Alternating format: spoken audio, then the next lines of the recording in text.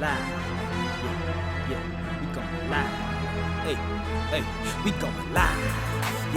Yeah, we going live. Yeah, we going. Yeah, we going. Yeah, we going live.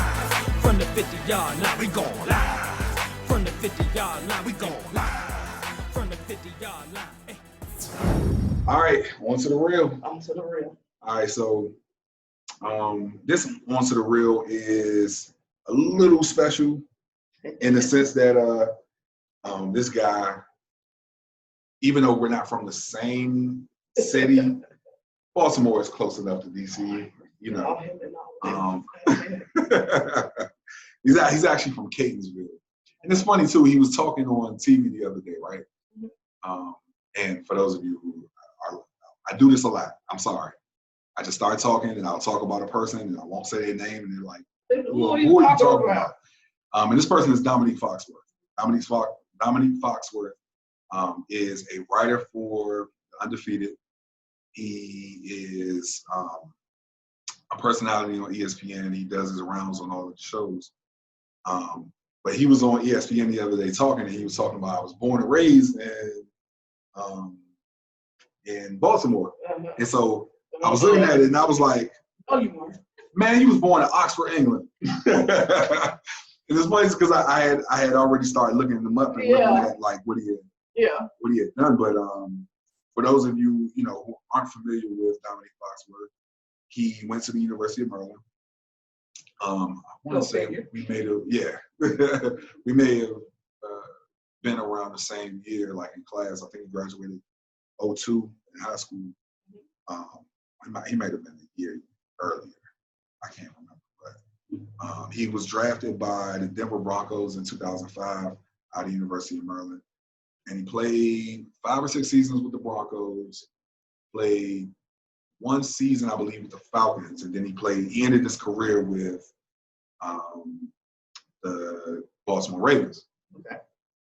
But what I did not know about Domonique Foxworth was that he received his MBA from the Harvard School of Business. And so, you know, I've seen him on ESPN. I've, you know, seen him as a contributing writer for Undefeated and like all of the stuff that he was doing in TV. Yeah. But the bombshell, when I went to go look at what he had been doing, it's the whole left, right? Was that he is the chief operating officer of the National Basketball Players Association. Whole left. Like, sir, you didn't even play in the NBA. Right. Hard left for y'all. I love it. So, you know, and it's funny too that I was thinking, I went back and looked and I was like, well, was it the NFLPA? Like, no, said what it said. NBAPA. Right. So, for someone who is, you know, who has done so much after his playing career, and, you know, even if he had just been the writer with the Undefeated, or you know, the stuff that he was doing with ESPN was good enough. But to find out that he had gone back to Harvard, of course, Freudian slip. No, he had gone to Harvard to get his MBA and, you know, make that move into like shifting to another sport. Being in their Players Association was just like, you know, big, huge. You know. To transcend sport, to become someone in such a high esteemed position is impressive. Yeah, it's impressive. That speaks volumes about him and his probably his intellect and his ability to do what he does. I mean, you know, that NBA players are kind of snooty when it comes to that kind of stuff. Like, wait, what? You didn't play basketball. Like, go back over there and hit each other.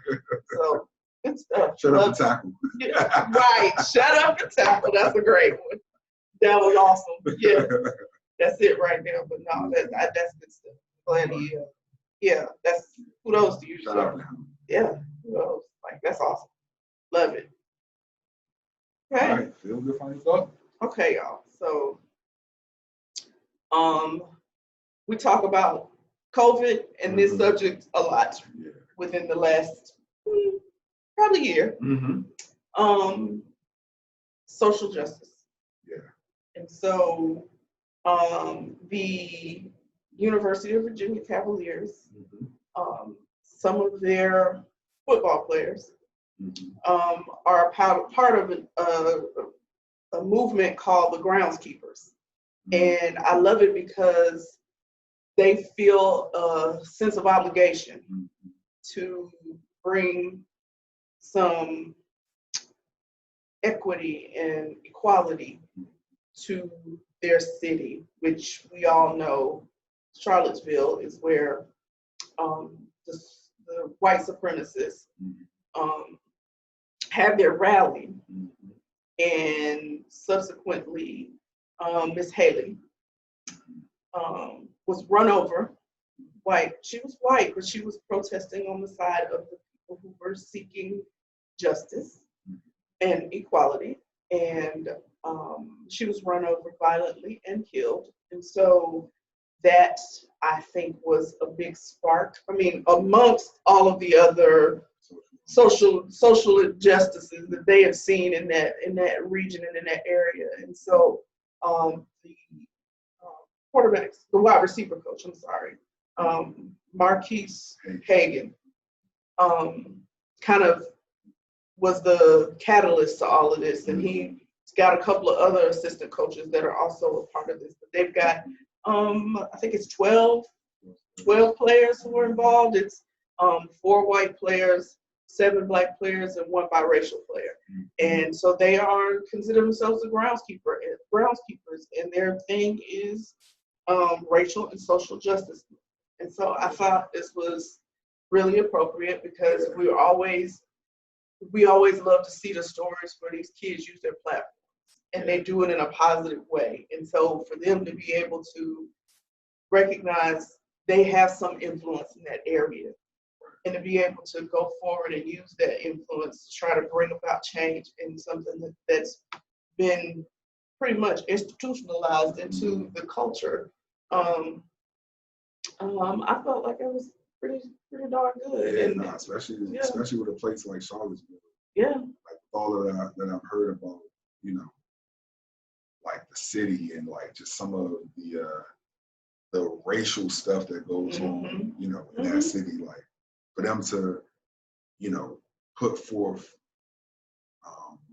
I don't know what you would call it, not an organization, but this coalition, I would say, this movement. Yeah. It is huge for that area in particular. I thought it was really good. I mean, I was shocked because I'm like, wait, Virginia? Yeah. Oh, okay. Yeah. So good luck, fellas. Yeah. Listen, see, these are the kind of people I want us to interview. Yeah, I know, right? Like, how do we get to these people? I want to interview some folk. It's time to start interviewing some people. Yeah. Like, I'm ready. Let's do this. Yes. Without going. Yeah. So anyway, okay. All right, show picks. Yeah. What you watching? So, All the Smoke. Yes. Matt Barnes and Stephen Jackson. Mm-hmm. Listen, I listened to it. Yeah. But then that's why you gotta watch. So I listened to the podcast, right? Mm-hmm. Because I started, I'm gonna just be honest, I started listening because these are two of the most rebellious cats that ever played basketball, right? And I'm like, they doing a podcast?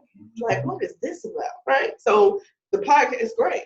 But then I'm scrolling through YouTube. No, I saw something, I don't know what made me look, but I went to YouTube and I see they've got episodes of All the Smoke and I see the episode where they interviewed Allen Iverson.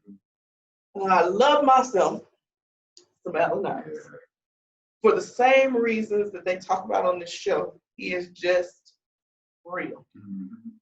And so that was one of the things that I loved about the interview. I loved the emotion. My favorite part of it was when they talked about how they just regular dudes. Yeah. We not bad. What we do on the court is because we on the court. But like Allen, I was like, I don't want no problems with nobody. He was like, I'm good. Like that is not who I am, and I'm okay with not having to be all bad. Like that was, So I loved that because that's a message that needs to get out. Men, period, need to hear it, but Black men specifically need to hear. You don't have this machismo is for the birds. It really is. That's all it is. That's where all of this gang violence and all, because it's so much ego involved in it, and you're trying to prove you're a man, and that's not how you prove you're a man. And so these guys being able to get together and have these conversations, and just how they loved each other, and the respect they had for each other in that conversation. Just listening to, you know, AI be like, Matt, you this, and you know, I can't believe you're doing this. You were so quiet, and like it was just great. It was, I mean, it was 2 hours, but it captivated me. I was like, I watched and listened. One of the, I guess, parts of the story that he talked about was John Thompson. oh God. And, you know, rest in peace to John Thompson. Yeah. It's funny, I was talking to one of my guys, shout out Edwin Piner. And, you know, it wasn't everybody would talk about, you know, rest in peace to John Thompson. And I was like, you know, he was Black America's basketball coach, but being from DC, it was a special, like, regard that we held John Thompson in. You know what I'm saying? Like, he did basketball camps, and between him and Mike McLeese were like some two huge coaches in DC. But like John Thompson was like the pinnacle. You know, for Black college, like not Black college, but like Black American basketball. You know what I'm saying? And so, like just the reverence in which he spoke about John Thompson and Larry Brown. Right. And Larry Brown. Yes. Like, because I just remember everybody talking about their relationship being so bad. And I'm like, that don't sound like somebody who had a bad relationship with the man. He's like, give him a job. And it's funny too, because Larry Brown, and it's good that AI knows himself. Yeah. But Larry Brown wanted to bring AI to SMU as one of his assistant coaches. Like, I ain't that kind of dude. He's not that dude. Leave him alone. Right. Yeah. Let him go do his thing, and we all know what that is. Yeah. So no, but that was my show. Yeah. So you know, I piggyback on. And so, wow, I mean, All the Smoke is the podcast, right? Yeah. I went with a different interview. Okay. And I gotta go watch this. Metta World Peace, I don't even know what his real name is now. I know that he did something. Metta no more. No, it's still Metta. It's Metta something. Metta Sandiford Artest or something like that. Okay. Something along those lines. But one of the things I thought was unique and kind of dope is that he said that the Sandiford is his wife's maiden name. And he put that inside of the name. And I was like, oh, that's dope. Yeah. No, that's like a show of reverence. Yeah. It's a show of, like, you mean something. Right. No, I love it. Love it. And I feel like you and I talked about this whole thing about Artest. I guess because I watched the documentary. Yeah. And he spoke about the Malice in the Palace. And he and Steven Jackson. Oh yeah. And they spoke about just like what was going through their minds, what happened. Right. And they both talked about a thing that I had never thought about, was like that whole situation got out of control, not because they were out of control, but because the referees did not get control of that game. He said that the way that Ben Wallace pushed him in the face, and, pushed him, he said that he should have immediately been escorted off the court and ejected. Right. He said that would have squashed it all. Right, but you left him out there. Now I got to get it. Right. So he was talking about like his therapy and how one of his pieces of therapy was like isolate yourself. So that's when people thought that he was being an a-hole. Yeah. When he went and laid on the thing and started doing this exercise and stuff like that. But he was really going to calm himself down. Mindfulness. Right. He was going through mindfulness exercises. Right. Yeah. And so he was like, he already had that. He said that Ben Wallace was still trying to get to him while he was laying on the table. He was like, he was still trying to I'm trying to be in my space. Yeah. And he said the thing about the thing that happened that set him off was the beer hit. Of course. and he said that like he blacked out. That he blacked out. He blacked out. And he said, well, it's funny. So I don't want to ruin the whole thing. Yeah, I'm gonna watch it. Yeah. But he said that he went up there. He said he didn't intend to like punch him or hit him. He said he just wanted to shake him to like scare him and say like, you can't do stuff like that. Right, don't do that. Yeah. And so like so him and Steven Jackson went back and forth. Oh yeah, I gotta watch it because I can only imagine. But that was like, having them two talk about that. Yeah. It was just good to see someone who's been misunderstood for so many years, like really get to speak about like their journey and just get into a place of like. And they gave him that platform because a lot of times he might have done interviews and they would have incited with questions. But that's what I like about all the smoke. They just kind of let people talk. Right. They say, I mean, Matt Barnes asked questions, but it's only just to kind of get the conversation going. But like they just, I love it. Yeah. It's all that. All the smoke is all the smoke. Yeah. I mean, you know, it's. I ended up watching Knuckleheads. I mean, not watching, but listening to Knuckleheads. Actually, on my way up here, the Kobe conversation, which was very, very rough to listen to. But their conversation, you know, all the Smokes conversation with Kobe Bryant was a very good conversation as well. That was really rough to listen to. Yeah, I can't even watch when they showing interviews. Like, stop that. It take me a long time to get to where I can watch. Like Bernie Mac, I think it took me, man, how long did it take me to watch Bernie Mac show again? John Candy, like, I can't. Chris Farley, like I can't. I was like, it'll take me a minute to be able to see. Like now, they're gonna show Jeopardy for the next month and a half. All of the new episodes till December. I don't want to see that. Like what? Like so anyway, all right. Yeah, that's it. We at the end of another one. Episode 86. Yeah.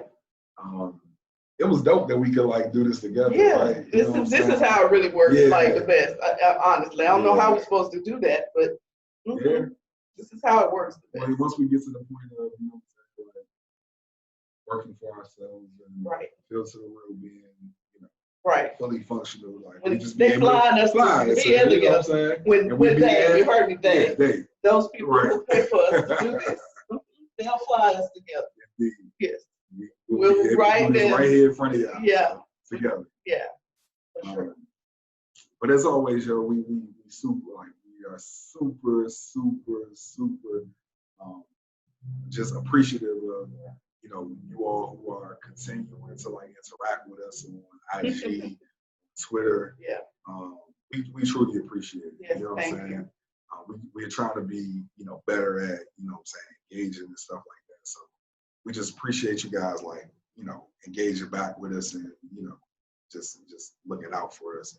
For those of you who are just your first time listening or, you know, your first few times listening, certainly hit us up on IG at Building Number 2, The Real Podcast on IG. On Twitter, hit us up at Building Number 2, The Real P1. If you want to, you know, send us an email, let us know, you know, just give us some feedback. If you want to be on the show and chop it up with us, you know what I'm saying, hit us up at fieldtotherealpodcast@gmail.com. And if you want to give us a topic, a title, like just something, you know what I'm saying? Absolutely. Certainly go to our YouTube page where you can see all of the clips from the podcast, all of the episodes. You can see the Coach's Pep Talk. You can see post game. And I'm going to have to move those to every other week because. Listen, we almost didn't have a pep talk this week, so I'm okay with every other week. We can pick and switch off.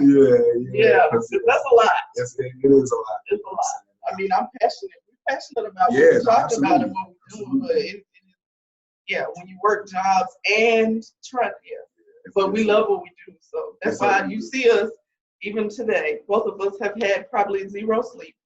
But we are. We here, right in front of you. Yep. I'm about to go to sleep. I know you are. I ain't gonna be far behind. Right. Trust me. Let me eat something, then it's over. Man, what? Yeah. Nah, but you know, go check us out on YouTube. Feels to the Real podcast on YouTube. Like, share, subscribe, put on the notifications, and comment. You know what I'm saying? Yeah. But as always, we love y'all. Yeah. Peace. Now put the cameras on me, put the cameras on me, put the cameras on me, put the cameras on me, put the cameras on me, put the cameras on me, put the cameras on me.